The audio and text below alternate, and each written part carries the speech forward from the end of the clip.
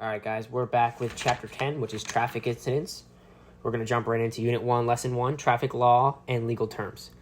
So under traffic enforcement, note that because driving is such a primary means of transportation, it constitutes a major aspect of public safety and serves as a key point of contact between law enforcement and the public.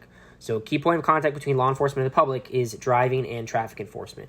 Traffic enforcement will likely make up a large portion of your interaction with the public.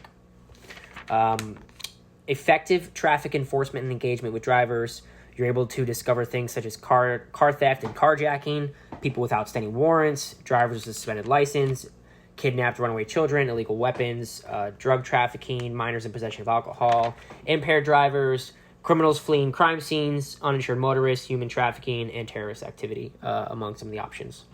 Under traffic legal terms, we'll bang out these definitions here. A driver is a person who is in physical control of a vehicle or is controlling or steering a vehicle in tow. A pedestrian is obviously the person on foot. A vehicle is every device in, upon, or by which any person or property is or may be transported or drawn upon a highway, except personal delivery devices, mobile carriers, and devices used exclusively upon stationary rails or tracks. Examples of vehicles that you can pull over are a bicycle, a hoverboard, an electric scooter, or a riding lawnmower. So remember, the difference between a vehicle and a motor vehicle is basically any mode of transportation at all, whether it's a motor or not motor. When we move to a motor vehicle, there are three definitions of a motor vehicle. An automobile, motorcycle, truck, trailer, semi-trailer, track trailer, semi-trailer combination, or any other vehicle operated on the roads used to transport persons or property and propelled by power other than muscular power. A recreational vehicle designed as temporary living quarters for recreational camping or travel use. Not a tractor engine, road roller, personal delivery device, special mobile equipment, vehicle that runs only on a track, a bicycle, a swamp buggy, a moped, or a motorized scooter. So it is not any of those things. So remember, it's not a traction engine, a road roller, personal delivery device, special mobile equipment, vehicle that runs only on a track, a bicycle, a swamp buggy, a moped, or motorized scooter. Those are not motor vehicles. An autonomous vehicle is, think like Tesla electric vehicle. It drives itself. A roadway is a portion of highway used for vehicle travel that does not include the berm, shoulder, or sidewalk. So a roadway is strictly the road in between the sidewalks, basically. A street or a highway has several legal definitions. There are 4 of them here. The entire width between the boundary lines of a public space for vehicular traffic. The entire width between the boundary lines of privately owned space for vehicular traffic by the owner or those given permission by the owner, or any limited access road owned or controlled by a special district when a county or municipality exercises traffic control jurisdiction. An area not open to the public vehicle traffic, such as a runway, a taxiway, a ramp, a clear zone, or parking lot within the boundaries of an airport owned by the state, county, or political subdivision. A space used for vehicular traffic on a controlled access basis in a mobile home park recreation district and open to the public. So we got 4 there. Entire width of the boundary lines of public space for vehicle traffic. Remember, it could be privately owned, it could be publicly. An area that's not open to public traffic, like a runway, taxi, ramp. Note some of those. Then we're going to move on to a laned highway. It is a road divided into 2 or more clearly marked lanes for vehicle traffic. So if you come across a test question and it's saying there's 2 or more lanes, right off the bat, you know it's a lane highway because there is no other definition in here, whether it's street, highway, private driveway, limited access facility that says anything about a road divided into 2 or more lanes. So 2 or more lanes, you know it's a laned highway. Then we're going to move on to a limited access facility. This is a road adjacent to private property to which the vehicle owners have no right or easement. So note that that's a limited access facility. And know the difference between a private road or driveway. So a private road or driveway is a privately owned space that owners and people who have permission from the owners use for vehicle traffic. So just know it's kind of, they're kind of different in this aspect of the private road or driveway being somebody's specific driveway or it's on their land, where limited access facility is adjacent to private property, but the property owners have no right or easement to it. So they're kind of opposite in that sense. Then a state road is simply the Department of Transportation designates as a state-maintained road. So if they ask you, the state pays for the road, what kind of road is it? That's a state road. Then an intersection has 2 legal definitions. They're pretty easy. So anything that talks about roads that are crossing each other at some point, you know right off the bat that's got to be an intersection. So the area within the connection of lateral curves or boundary lines of 2 or more roadways, of 2 highways joined at approximately right angles or any other angle, and it connects 2 roads. Second definition, where a highway includes 2 roadways 30 feet or more apart, ever crossing of each roadway of the divided highway by an intersection.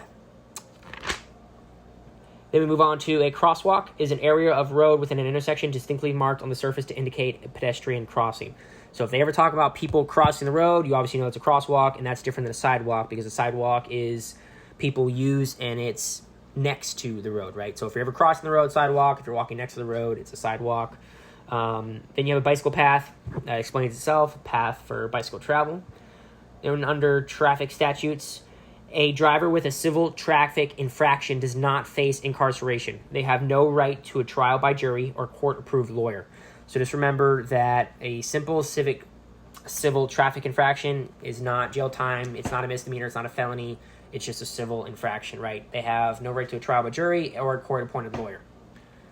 Then we're going to move on to Lesson 2, the Florida driver's license. The Florida's driver's license is issued to Florida residents who have passed the Department of Highway Safety and Motor Vehicles tests, allowing them to legally drive in Florida.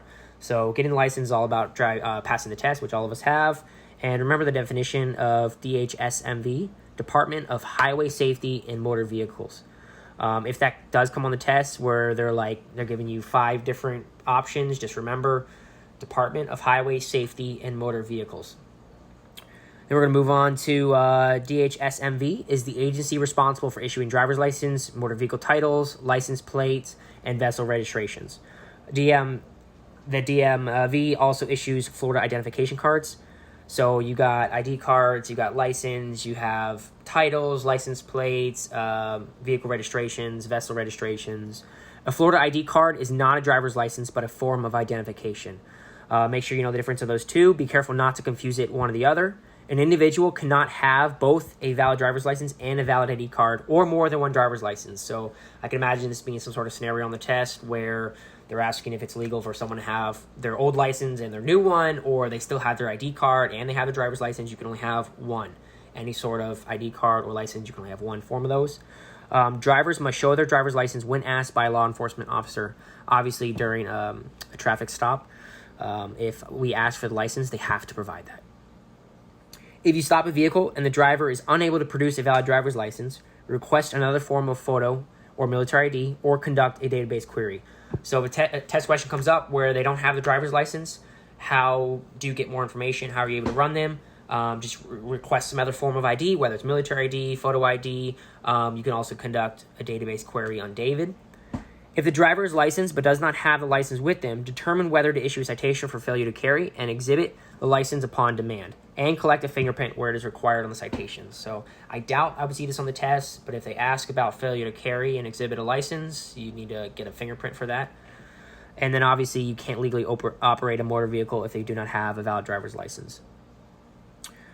Let's see. Florida law does not allow anyone to drive with a suspended, revoked, canceled, or disqualified license. The charge for doing this is a moving violation if the driver doesn't know their license is no longer valid. It is a misdemeanor if the driver knows their license is suspended, and it is a felony if a person habitually drives with a suspended license. So we got 3 different types here. So if you get pulled over and your license is suspended and they got no clue, you have no clue it's suspended, that's just a simple moving violation. That's a civil infraction. But if you pull someone over, so if the scenario goes, Officer Tom pulls over a civilian, and when Officer Tom asks if they know their license is suspended, and they say, yeah, I know it's suspended, but it's not a big deal, what is the crime here? The crime is it is a misdemeanor, which is obviously a criminal infraction. So then we move on to the felony aspect of it. So there's no exact number. It just says habitually drives with a suspended license. So I'm assuming there's some sort of like jargon out there where eventually it becomes habitual. So maybe 3 or 4 times, they don't care, whatever, that would then turn into a felony. So if you see the word habitually drives with a suspended license, just automatically know it's a felony. A driver's license also cannot be faded, altered, mutilated, or defaced. If you confiscate the driver's license due to suspension, mutilation, revocation, or altered data, dispose of it according to your agency policy and procedures. So remember, you can confiscate a driver's license if it's suspended, mutilated, revoked, or altered. Foreign visitors are not required to obtain an international driving permit. So remember, there's no such thing as an international driving permit. No one honors that. Don't worry about that. All they have to have is they must be in the country legally, and they must carry a valid driver's license from their country of origin while operating motor vehicles. So all they need is some sort of license to drive from their country and some sort of ID. and obviously they have to be here legally. Then we're going to move on to license format. Florida has 3 types of driver's license: commercial, non-commercial, and learners. The Florida driver's license also has 4 classes. Remember, question comes up, it's not 3, 4, 5, 6. You have 4 classes: A, B, C, and E. That's it. I know there is a D. There used to be a class D, but that is no longer there. So if the question comes up, there's only 4: A, B, C, and E. The classes indicate what type of vehicle a driver can operate legally and the gross vehicle weight rating, GVWR, of vehicle they are allowed to drive. So if there's a question asking what do the classes indicate, it indicates what type of vehicle someone can drive, and it's based on the weight and what's in it. Licenses issued to drivers 21 and older have a horizontal format. Just a quick brief: horizontal, think horizon, right? It's flat when you look out on the horizon, and vertical is up and down, right? So you're going vertically up a ladder. Horizontal, think horizon. So if you're 21 or older, your license is obviously horizontal, and then license issued to people under 21 have a vertical format. The color header of a license identifies the license type and class. So just remember, when it comes to the blue color, that is commercial licenses. That is a CWL, commercial driver's license, and that is A, B, and C. So Class E is your standard either learner's permit or your normal driver's license, which is obviously non-commercial. So blue is a commercial driver's license. Green is non-commercial driver's license. That's your normal. We all have our green ones. And then orange is your learner's permit. Let's see here. Department of Highway Safety and Motor Vehicles issued identification card has a red header. So just remember, red, think red warning. That is not a driver's license. That's an identification card. Then let's move on here. So real quick, to tell the differences between that 2017 to 2019, and then that 2019 to present, and then that 2020 to present license. There's 3 types of options here in the book. How I remember it is the oldest one has a big black strip across the back. Not a weird barcode, scanny looking strip. It's just a straight black strip. That is the oldest version. Then you move on to the middle version, which is 2019 to present. And the difference with that one is, 1, it has no black strip, which the newest one doesn't either. So it's got it has 2 strips in the back, right? But they're like static TV. They're not straight black. And the middle one has no FL with an outline of the state reflectors on it. So if you're looking at the middle license, it doesn't have these FL with the state outline reflectors on them, and there's a bunch of them. So the newest ones have these light blue Florida reflectors on them, and they're kind of all over the place. So if you're looking on the license and you don't see those big ass, they're like an inch big reflectors, you know it's not the newest one. And then determine whether it's the oldest one versus the middle-aged one. You're looking for that big black strip. So just real quick to recap, the oldest one has that huge black strip. You can't miss it. You see that, boom, that's the oldest one. If you see the newest one, it has those FL with the state outline reflectors all over it. The middle one doesn't have those. That's how I'm able to tell the difference between those 3. Then we're going to move on to the license. All right, so we're at the newest license here. The real ID compliant badge is that star in a circle up in the top right. That has to do with being compliant to fly. Then I would note the optical variable ghost with UV. That is the portrait. So you have your portrait of you, and then you have a reflection portrait of you that's kind of hard to see. That is the optical variable ghost, and that's not the small circle one on the right. That's the big one that's right next to your main one. Do note that the bottommost right of your license, you have that tactile feature, the FL. It kind of, if you rub your finger on it, it's got ridges on it. Then note your designations, which would appear right above that little circle photograph of you in the bottom right. Your designations, such as veteran, organ donor, insulin dependent, deaf, hard of hearing, and developmentally disabled. And know with your lifetime license designation, such as your fishing, your hunting, etc., that's bottom left on the back of your license. Now we're going to move to the pre-2017 format. So unfortunately, they have other colors for other types, and it's kind of annoying to try to memorize it all. So the only difference is, so blue is still a CDL, commercial driver's license, and that's A, B, and C. So that's still the same. That didn't change. With the green, that didn't change either for your normal Class E license, except the fact that Class D was also green. But remember, there is no Class D anymore. That's just for pre-2017. So green is also Class D. That's the only difference there. And then with the learner's permit, instead of being orange, which is the one there is today, it's now yellow. Then we're going to move on to endorsements, restrictions, and designations. An endorsement is a special authorization printed on a Florida driver's license permitting a driver to operate certain types of vehicles or transport certain types of property or number of passengers. Some examples of endorsements include operation of motorcycles, school buses, or combination vehicles with double or triple trailers. A restriction printed on the driver's license may limit a driver from operating certain types of motor vehicles or require that they meet certain conditions when driving any motor vehicle. For example, someone who needs corrective lenses may be restricted from driving without them.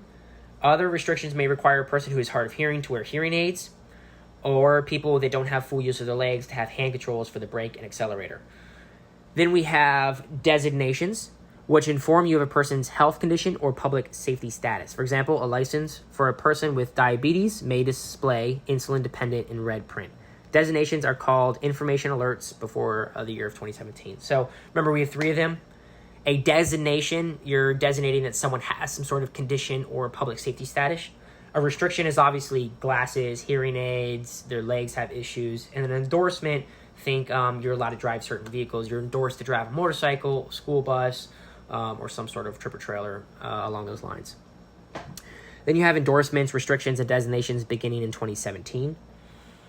We have, in 2017, motorcycle also and motorcycle only endorsements are designated by an A or O in the endorsement field on the front of the card, and by A MTRCL also or O MTRCL only on the back of the card. So from 2017 and on, aka the newest ones, have AO in the front, or they have A motorcycle also or O motorcycle also on the back. The following designations are required by law for individuals registered in the Florida Sexual Offender and Predator System. These appear on the front of the license in the bottom right corner. So just remember, sexual predators, sexual offenders, it's going to be in the bottom right corner of the front of the license. Now we move on to the lifetime designations. I'm going to bang through these real quick. They're going to be on the back of the license under the headshot, under that circle headshot in the back. You have deaf, hard of hearing, and the symbol is an ear with an arrow through it. Developmental disabled, that's just a simple D, so that shouldn't be too hard on there. Lifetime boater is an anchor. Lifetime freshwater is a bass. Lifetime hunting is a deer. Lifetime saltwater is a marlin. Lifetime sportsman is shooting is a gun with a fishing pole. Insulin dependent is super easy. That's just insulin, DEP. Organ donor has a heart with the word donor. And veteran is obviously just the word veteran. Two designations can appear on the bottom right of a Florida driver's license or ID card, which is D for developmentally disabled and V for veteran. Now we move on to pre-2017 endorsements, restrictions, and designations. Before 2017, required endorsements and restrictions appear on the front of a driver's license. Explanations of the endorsements and restrictions are on the back. For drivers authorized to operate a motorcycle, motorcycle also or motorcycle only appear on the front under the expiration date. So let's recap there. So before 2017, they used the full word motorcycle also or motorcycle only under the expiration date on the front. So if they ask where those appear, it's under the expiration date and it's on the front. And it spells out the full word motorcycle also and motorcycle only.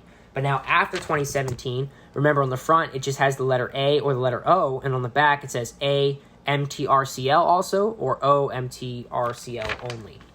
So the newer one is more compact, where the older one is more spelled out. Then we'll move on to classes of Florida driver's license. Beginning in 2017, the license class type is located at the top right of the license, either near or below the Department of Homeland Security Real ID compliant Gold Star emblem. So if they ask you, where do you see the class type on a license, it's top right under the little star. Real ID compliance means that Florida meets the federally established security standards for state-issued driver's license and ID cards. So we're going to go through the 4 classes here, and I kind of came up with a little bit of way on how to tell the difference between the 4 of them. So we're going to start with Class A. I don't have a designation for this one, so my goal with memorizing this one is I can't think of a designation to remember it. So with Class A, remember for drivers of trucks or truck combinations with a gross weight of 26,001 pounds or more, provided the towed vehicle is more than 10,000 pounds. So just remember the towed vehicle needs to be more than 10,000 pounds and the gross vehicle weight is 26,001 pounds or more. So just remember anything that says truck combination, that's Class A. Then we move on to Class B, which deals, the only difference between this one is it deals with drivers of straight trucks, which means axles attached to a single frame, with the weight of 26,001 pounds or more. How I remember this one is Class B. The boys are straight. The boys are straight, so that's for straight trucks only. Then we're going to move on to Class C. How I remember Class C is Karens are toxic. All right, C for Karens, they're toxic. They're required for drivers of vehicles transporting placardable amounts of hazardous materials, or for drivers of vehicles designated to transport 15 or more people. So just fucking remember that Class C is for Karens, and that's for toxic people carrying hazardous materials. Then we move on to Class E. Class E is super simple. That's the one that everybody has. So that's your no big deal. And then Class E learner, that is for your learner's permit, right? And if they ask how many people, if you have a Class E license, how many people can you transport? The answer is 15 or less people, including the driver. So that's why you have those 15 cargo vans, because everybody can drive those. Once you have more than 15, that becomes a Class C, which is for Karen, right? Then some details with a Class E learner. They're not allowed to drive anything over 8,000 pounds, so they're limited to driving everything less than 8,000 pounds. The learner may initially drive only between the hours of 6 a.m. to 7 p.m., so think kind of work hours with that. And then 3 months after having the license, they're allowed to drive between the hours of 6 a.m. to 10 p.m. There are 6 exemptions to the requirement to hold a commercial driver's license. So the 6 of them are pretty obvious. I think they'll be pretty easy to note on the test. So we'll start with drivers of authorized emergency vehicles. Then we'll move on to military personnel driving military vehicles. So if you're in the military, don't need no special CDL. Farmers transporting farm supplies or farm machinery or transporting agricultural products to or from the first place of storage or processing or directly to or from market within 150 miles of their farm. So if they're within 150 miles of their farm, farmers could transport without a special license. Drivers of recreation vehicles used for recreational purposes. Drivers who operate straight trucks that are exclusively transporting their own personal property, which is not for sale.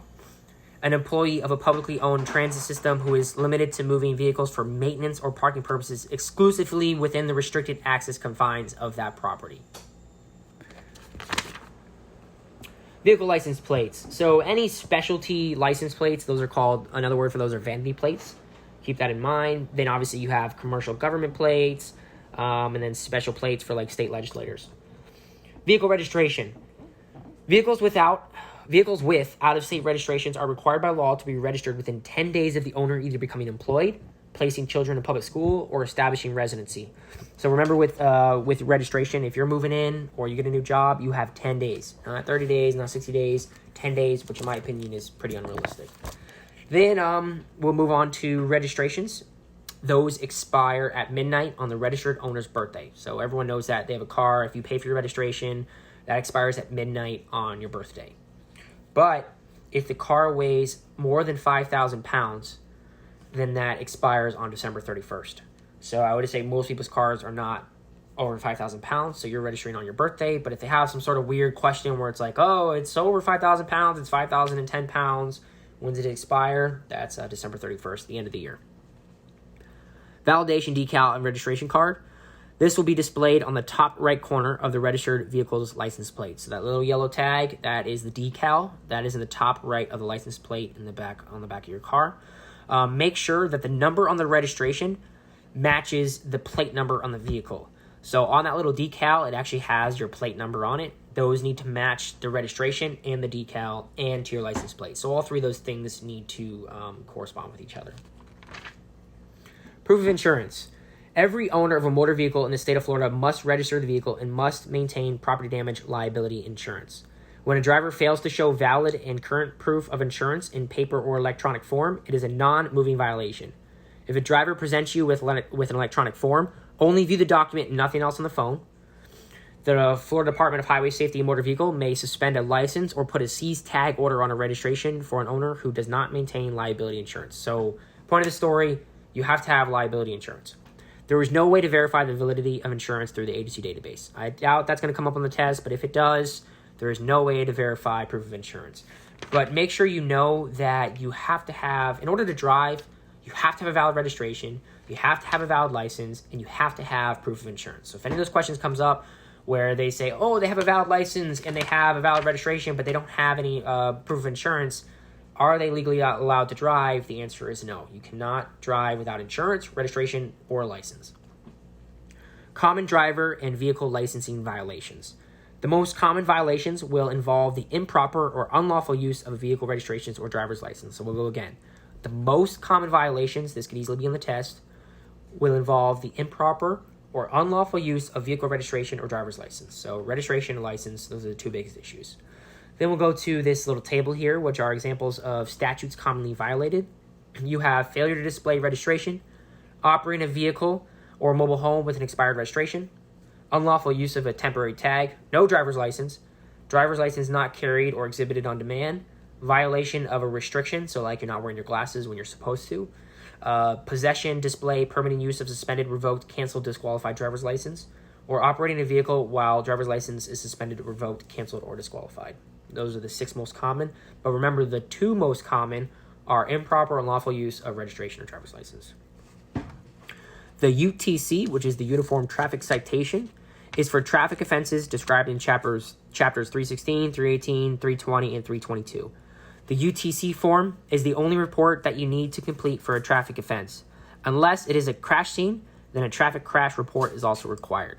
So a little sidebar here, when it comes to memorizing these chapter numbers, ever since legal, I haven't seen one on the test specifically ask about a specific chapter. Or maybe since firearms. So I don't really memorize the chapter numbers anymore. They're usually involved in the question, but have no meaning to memorize them. So me personally, I don't memorize them. Maybe I'll get burned later, but there's way too much shit to remember than to sit there and remember all these random numbers. So again, UTC is for traffic offenses described in these chapters. The UTC form is the only report that you need, unless it is a crash scene. Then you need a crash report. So that's pretty self-explanatory. Every traffic offense needs a uniform traffic citation. If it's a traffic crash, then you need both. Now we're going to go to the electronic UTC. Make sure to give the driver a copy of it. Remember, it is electronic, so it's not physically in your hand, so you got to remember to give them a copy. The driver could either ask to have it given to them via an email or a printed copy. Now we're going to move on to the paper version of the UTC. It is your responsibility to account for each UTC in this book. So it's not anyone else's job but yours to account for the UTC in this book. Make sure if you lose it or destroy it, or rather gets destroyed, you have to report that to a supervisor. It is official misconduct to dispose of UTC in a manner other than required by the Florida state statutes. The DHSMV tracks all UTC numbers to ensure integrity in issuing citations. So if it asks who tracks all UTC numbers, that's the DHSMV. And just also note, they're also tracked as well. So either of those could be a question in there, whether they ask if they're tracked or they ask who tracks them. And this could possibly come up. These UTC books are 25 3-part citations. So they're 3 parts, and there are 25 3 parts of them. Another thing about the UTC, agencies cannot transfer UTC books to other agencies. So you can't, Margate can't give it to BSO, BSO can't give it to Fort Lauderdale, but you can give it to within your agency. So I'm BSO, I'll give it to another BSO deputy, no big deal. Completing a paper UTC. I'm just going to kind of breeze through this real quick. So there's 4 steps. Make sure that the hard divider separates the set from your other sets so that you don't accidentally imprint upon other sets and then have to throw those out. Make sure you use a black ballpoint pen with a hard tip. Make sure you put an X through every appropriate box, and anything that you're not utilizing on that form, you leave it blank. So you don't do NA, you don't do any of that stuff, you just leave it blank. Let's see. Sometimes UTCs get returned from the courts because maybe illegible handwriting, failure to list the statute, failure to check or write in a violation, and failure to put the correct driver's date of birth. Now we're moving on to distributing a paper UTC. There are 3 parts, like I said, 3 parts of 25. Part 1 is white, and that goes to the court. Part 2 is yellow, that goes to the driver. And Part 3 is pink, which is an officer's copy. So just remember, white is the court. Courts are quote-unquote pure, right? So those are white, that's the complaint. Submit a citation to the clerk of the court within 5 days after you issue the citation to the driver. So as soon as you issue that citation, that has to be submitted within 5 days. Yellow, I would think of yellow as tainted. The driver did something bad. That's the copy they're getting. That's the summons, right? Then we're moving on to the pink for the officer's copy. I would remember that by saying we get the pink slip. So that's the part that we have to keep for our records and the agency records. Explaining and issuing the warning or citation. It is your responsibility to make sure that the driver understands the violation. So it's not the court's responsibility, it's not the agency responsibility, it's not the city's responsibility. It's your responsibility to make sure that the driver understands that violation. So you got to sit there and you got to explain it to them. So some of the options for moving violations include paying a civil penalty or requesting a hearing in traffic court. Some moving violations require a court appearance, and others allow attendance and completion of a driver improvement course if eligible. Options for non-moving violations include paying a civil penalty or choosing a hearing in traffic court, and criminal violations require a court appearance on a scheduled date. So to recap here, you have moving violations, which include paying a civil penalty or requesting a traffic court. And then sometimes some moving violations, you get court appearance, and others allow attendance to do like driver improvement schools and classes. But when it comes to non-moving violations, it's just civil penalty or traffic court. But when it comes to criminal violations, they require a court appearance on a scheduled date. The driver must then provide proof of compliance to the clerk of court within 30 days and pay a fine and court costs if charged with any of the following. So there's 4 here. If you're charged with any of these, you have to provide proof of compliance within 30 days. So these are all things that have to do with compliance. So it's safety of vehicle inspection, so maybe lights out, brake lights not working, things like that.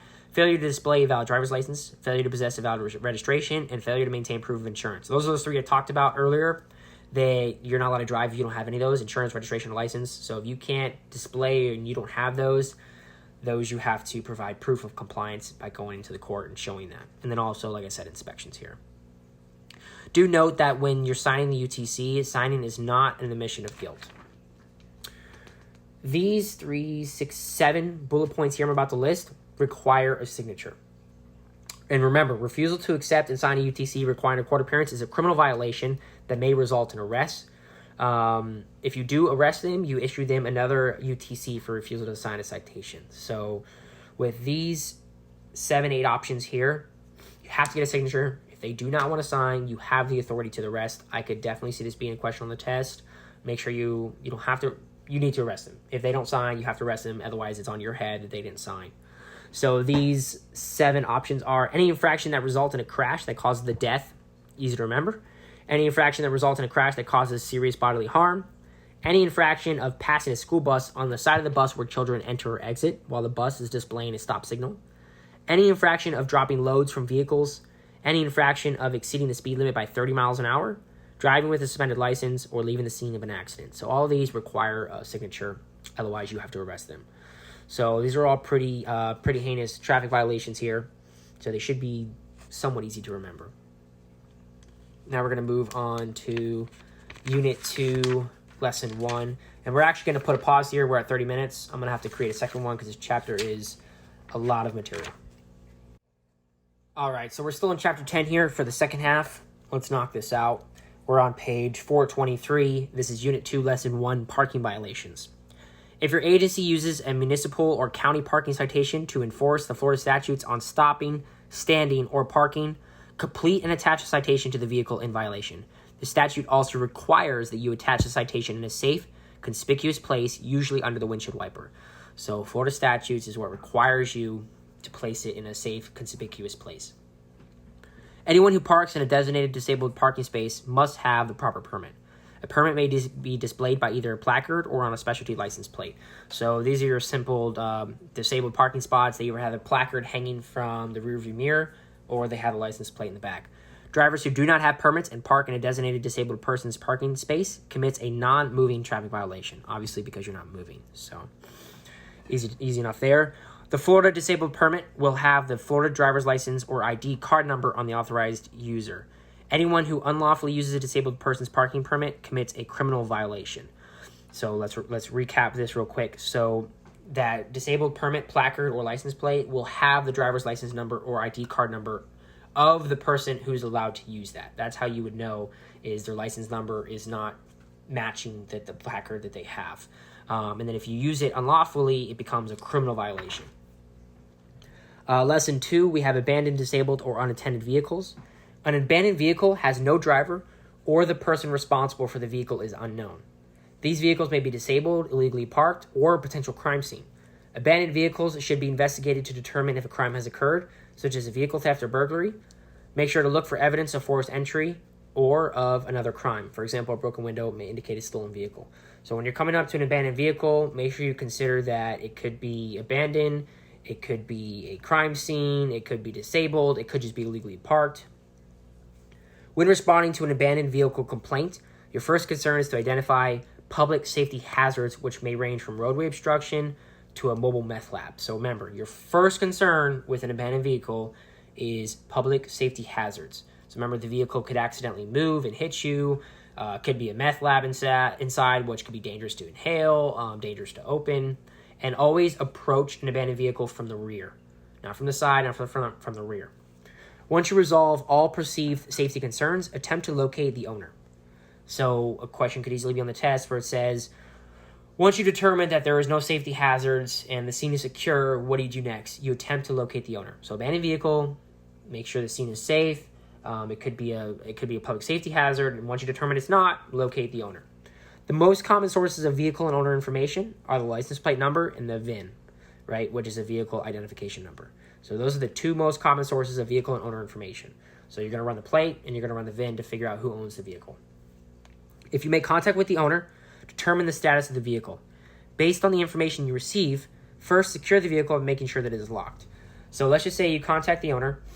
The next thing you need to do is you need to make sure the vehicle is locked and it is secure. Then you could have the owner come and remove the vehicle, tow it, impound it, whatever needs to be done next. Let's see. A disabled vehicle is not drivable. And an unattended vehicle is a vehicle that the driver has left, the engine is still running, the key's in the ignition, and the brake is not set. So make sure do not confuse those three. Abandoned vehicle, there's no driver, and the person responsible for the vehicle is totally unknown. Who knows? The car could be sitting there recently. It could be there for a long time. Doesn't matter. It's just completely unknown. A disabled vehicle is not drivable. And then an unattended vehicle it's running, the keys are in the engine, the person probably ran into the gas station real quick. So just remember, if you see a vehicle on the side of the road, this could easily be an example on the test. Officer Tom approaches a vehicle on the road, and he sees that the tires, two tires are slashed out, and it has a busted rear light, right, or busted in windows. What type of vehicle would this be? This would be, well, unfortunately, it would be both disabled and abandoned, but if you had to pick one, I would pick disabled because it's not drivable, because the tires are slashed, right? Where an abandoned vehicle just has no driver, or the person responsible for the vehicle is unknown. So if you come across a car, it's got four tires that are inflated, it has no major issues with it, and it looks like it should run, this is just simply an abandoned vehicle. But if you come across a vehicle that looks like it's not drivable for whatever reason, there could be a tire, wheel missing, there could be the engine taken out of it, these are disabled, and they're not able to be driven. Unattended vehicle, just remember that it's running, you're just running in real quick to make a delivery, you're running in to grab a snack bar from the gas station, whatever it be. If the vehicle is disabled and the owner or driver is present, they may request that a specific tow company respond. In this case, the owner or driver will make the removal arrangements. However, if the owner or driver is not present for a disabled vehicle, use FCIC, NCIC to determine if the vehicle is reported as stolen. So remember, with anything that comes back about being stolen or reporting it as found, that's all FCIC, NCIC. Conduct an inventory of the vehicle for towing purposes in accordance with your agency policy. So you come across a disabled vehicle, let's just say you got two tires totally missing, that's not abandoned, that's disabled.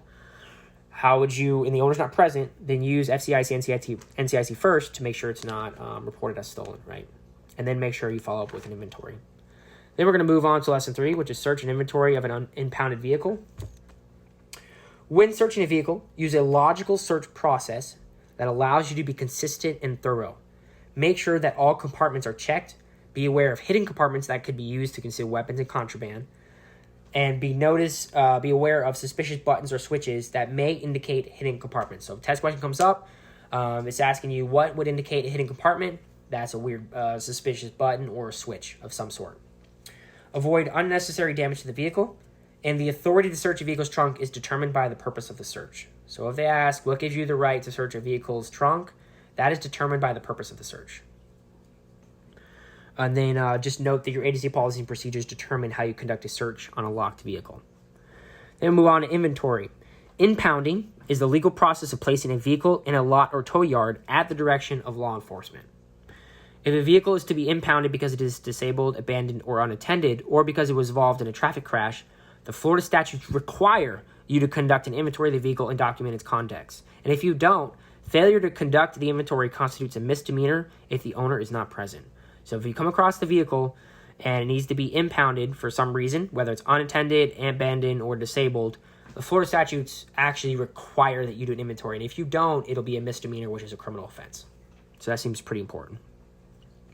An inventory is conducted to protect you and the agency from false claims of lost, stolen, or damaged property. So just remember, if they ask, who is an inventory protect? It protects you yourself. You do not need probable cause to inventory a vehicle because the purpose of an inventory is to document items in or on a vehicle, not to search for evidence of a crime. So just keep that in mind. You don't need probable cause to inventory a vehicle. So if it's abandoned, unattended, or disabled, you don't need probable cause to inventory. If you observe contraband, such as controlled substances, weapons, or burglary tools, seizure of the items fall under the Plainview Doctrine. So I'm going to back up real quick to that. So test question comes up, and it says, you have an abandoned vehicle, and you come up on it, you look inside, and you're not able to locate drugs, you're not able to locate contraband, you're not able to contact the owner for whatever reason, and you're looking to tow the vehicle. It might try to trick you up and saying, are you allowed to inventory the vehicle because you don't have probable cause? And just remember, you don't need probable cause. So you don't need the drugs, the contraband, the whatever, the crime scene.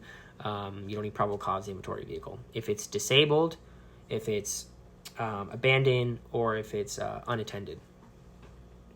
And then let's back up here. So if you observe contraband, such as controlled substances, weapons, or burglary tools, seizure of the items fall under Plainview Doctrine. So when you're inventorying and you find a baggie of weed, the seizure item falls under Plainview. So you found it during Plainview during an inventory. So if they ask, if you're doing an inventory, what gives you the right to seize contraband that you find? And that is the Plainview Doctrine.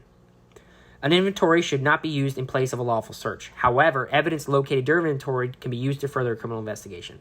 We all know that from legal. So if you're doing an inventory, it's not considered really a search. It's just an inventory. But if you do find drugs, contraband of some sort, you can charge the person with that.